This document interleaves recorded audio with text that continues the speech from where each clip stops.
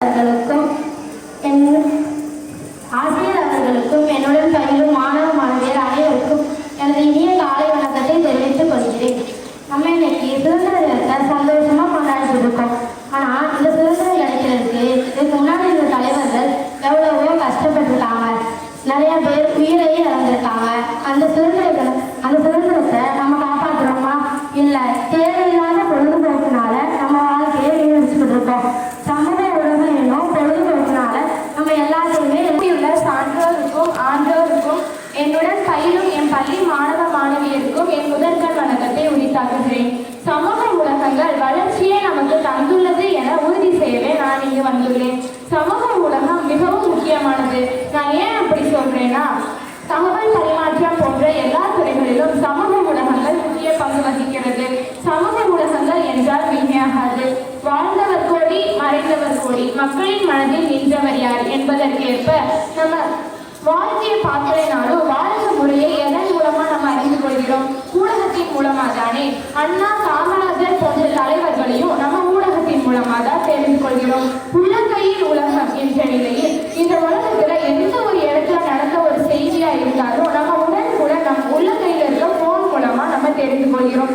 இவ்வளவு ஏன், நம் பள்ளி சம்பந்தமான எந்த ஒரு செய்தியையும் விரைவாக நம்ம தெரிந்து கொள்வதற்கு எதனை பயன்படுத்துகிறோம்? பள்ளி இணையதளம் தானே. இது எதன் மூலம் சாத்தியமாகிறது? ஊடகத்தின் மூலமாக தானே. அன்று அடுப்பூதும் பெண்களுக்கு படிப்பதற்கு என்ற நிலை மாறி எல்லா துறைகளிலும் பெண்கள் கால் ஊன்றி வெற்றி பெற்று வருகின்றனர். அது மட்டும் இல்லாமல் விண்வெளி துறையில் சந்திராயன் வரை நம் பெண்கள் முன்னேறி சென்றுள்ளதை நாம் எதன் மூலம் அறிந்து கொள்கிறோம்? ஊடகத்தின் மூலமாக தானே. பணப்பரிமாற்றம் என்று இன்று ஒரு நொடியில் நடைபெறுகிறது எனில் ஊடகத்தின் வளர்ச்சியே. பேசாமலே பேசும் ஊடகம் வாட்ஸ்அப். நம்ம போனை எப்படி பயன்படுத்துகிறோன்றத பொறுத்துதான் இருக்கு. நம்ம நல்லதை மட்டும் பார்த்து ஊடகத்தின் வளர்ச்சி மூலம் நம்ம பேர் செல்ல வேண்டும் என கூறி, ஆகவே ஊடகம் வளர்ச்சியே என கூறி தீர்ப்பை எங்களுக்கு சாதகமாக வழங்கும்படி கூறி விடைபெறுகிறேன். நன்றி, வணக்கம். நம்ம போனை எப்படி பயன்படுத்துறோமோ அதை பொறுத்துதான் வளர்ச்சி இருக்குன்னு திவ்யா நச்சுன்னு சொல்லிட்டாங்க. நீ அடுத்து வரதா போறவங்க பேச ஆரம்பிச்சாங்கன்னா அந்த மைக்கே உடையிற வரைக்கும் பேசிக்கிட்டே இருப்பாங்க. வாங்க விஷயம்.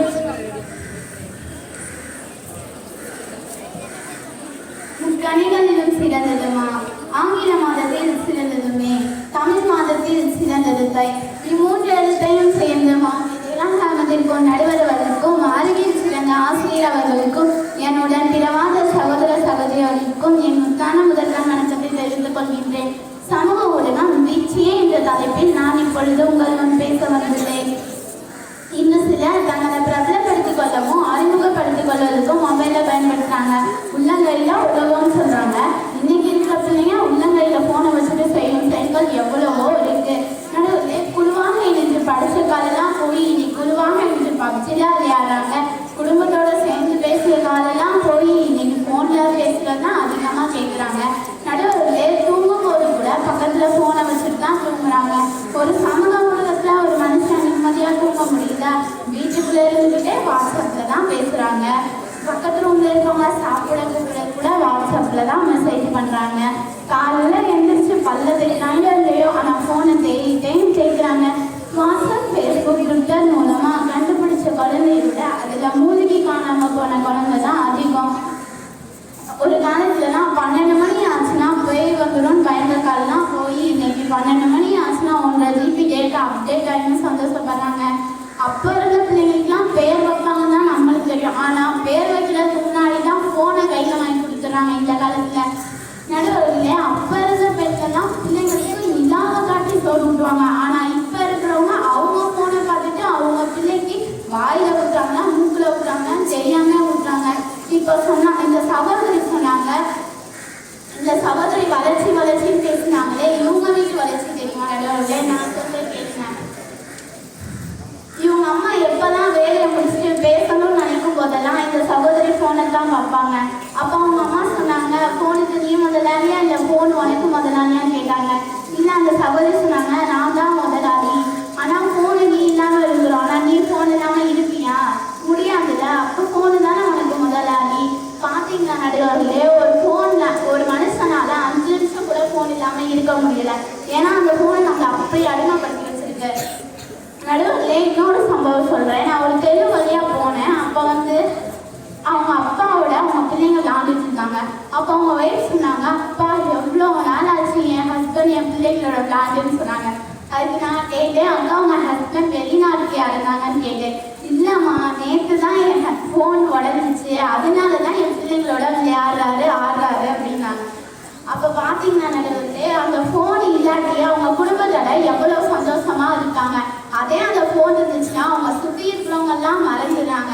நடுவில் இந்த சகோதரி சொன்னாங்க, உள்ளங்கையில் ஃபோனை வச்சுட்டு உலகத்தில் இருக்க எல்லாத்தையும் தெரிஞ்சுக்க முடியுமா? ஏன் அதை மட்டும் தெரிஞ்சுக்கிட்டா போதும் தானே? ஏன் எப்போ பாரு ஃபோனு கைமாத்திருக்கா? இப்படி நடுவில் இருந்தே பஸ்ஸில் போனால் ஃபோனை கொண்டு போகிறாங்க, பைக்கில் போனால் ஃபோனை, ஏன் பாத்ரூம்குள்ளே போயில கூட ஃபோனை தான் கொண்டு போகிறாங்க. கடைசியாக ஒரு சம்பவம் சொல்லி முடிச்சுக்கிறேன் நடுவில். நான் ஒரு ரோட்டில் போயிட்டு இருந்தேன். அப்போ அவங்க அம்மா அவங்க மகனை படின்னு சொல்லிட்டு இருந்தாங்க. அப்போ அவன் சொன்னான், அம்மா எனக்கு தலை வலிக்குது, கொஞ்ச நேரம் கழிச்சு படிக்கிறேன்னே சொன்னான். அப்போ தலை வலிச்சா தூங்க தானே செய்யணும் நடுவில். அவன் தூங்காமல் ஃபோனில் ஃப்ரீ ஃபயர் விளாண்டுறான். அப்போ அவன் படிக்காமல் போகிறதுக்கு காரணமாக இருக்கிறது இந்த ஃபோனு தானே. எனவே சமூக ஊடகத்தின் வீச்சே என கூறி இப்போ எங்களுக்கு சாதகமாக தான் வழங்க வேண்டும் என கூறி என் உரையை முடிக்கின்றேன். நன்றி. நெத்தியில் ஆணை எடுக்கிற மாதிரி கேள்விப்பட்டாங்களே. சரி, அடுத்ததா வளர்ச்சியை பற்றி விஸ்மியா பேச வராங்க. அவங்க என்னதான் சொல்றாங்கன்னு கேட்போம். அனைவருக்கும் வணக்கம். இந்த தோழி சொன்னாங்க, காலையில் எழுந்திரிச்சு படிக்கிறாங்களோ இல்லையோ செல்ல தேய்க்கிறாங்க. அதை சொல்ற நீங்களும் தான் செல்ல தேய்க்கிறீங்க, மறந்துடாதீங்க. சிலரை செலிபிரிட்டி ஆகுது இந்த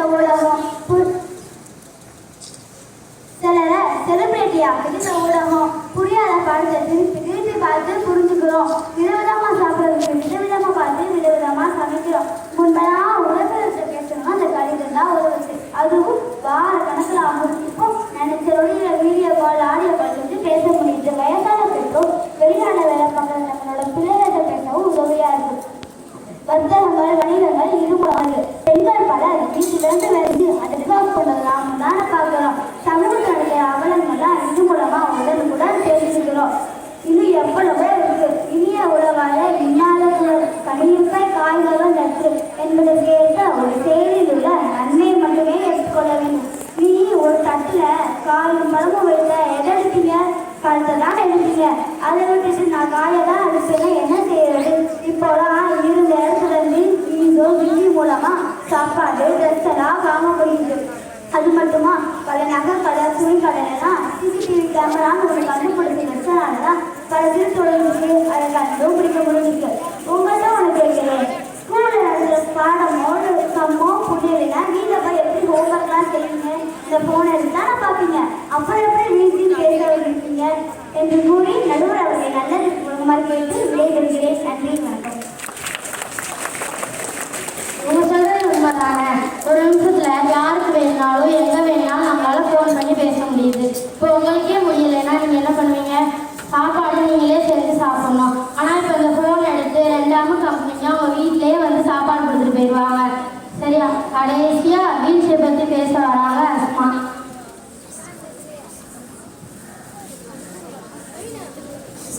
கல்வி என்ற ஊற்றி எங்களுக்கு புகட்டும் ஆசிரியர்களையும் அந்த ஊற்றிலிருந்து பருகும் என்னை போன்ற மாணவ மாணவிகளையும் தீ போல சிங்கம் போல மன்னிக்கும் நடுவர்களை வரவேற்று என்னுடைய உரையை ஆரம்பித்திருக்கிறேன்.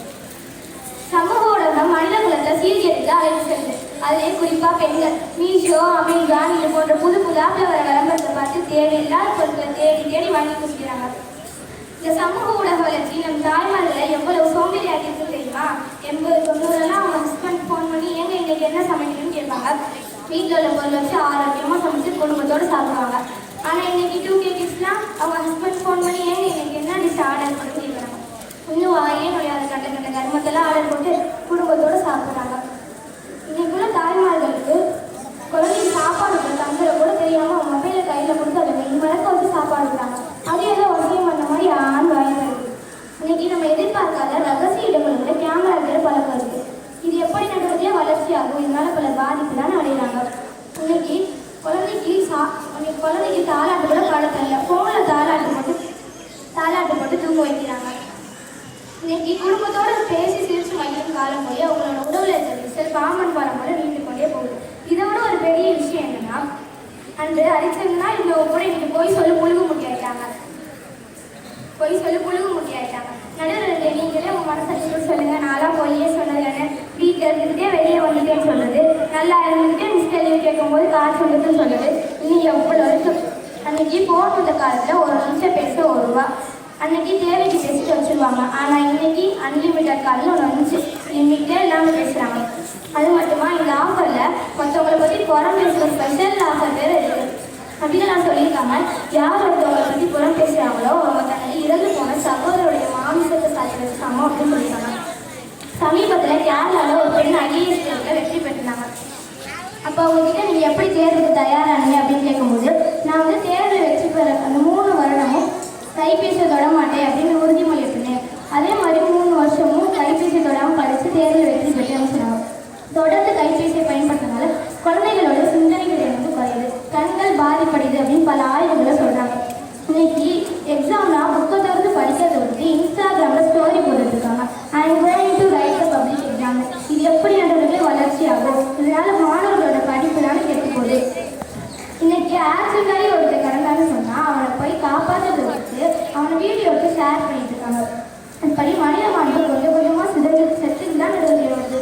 இன்னைக்கு நான் ஸ்டேட்டஸு உட்காந்து ஸ்டேட்டஸு என்ன சொன்னாலும் ஸ்டேட்டஸ், அது எதுக்கு போகிறோன்னு அவனுக்கே தெரியாது.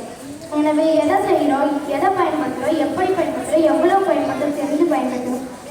எனவே சமூக ஊடகங்கள் வளர்ச்சியை விட வீழ்ச்சி அதிகம் என கூறி என்னுடைய உரையை முடிச்சுக்கொள்கிறேன். நன்றி. பல நோய்களை விலை கொடுத்து வாங்கி சாப்பிட்றாங்கன்னு சிறப்பாக சொல்லிட்டாங்க. சரி, எல்லாருமே அவங்கவுங்களோட கருத்தை அவங்கவுங்களுக்கே உரிய முறையில் சொல்லிட்டாங்க. ஆனால் ஊடகம் இல்லைன்னா இன்னைக்கு மனுஷங்க வாழ்றது ரொம்ப கஷ்டமாக இருக்குது. நம்ம பயன்படுத்துகிற முறை தான் ரொம்ப முக்கியம். எந்த ஒரு கண்டுபிடிப்புலையுமே நன்மை தீமை கலந்து தான் இருக்குது. நம்ம நல்லது மட்டும் எடுத்துக்கிட்டோம்னா வளர்ச்சியை நோக்கி போகலாம்.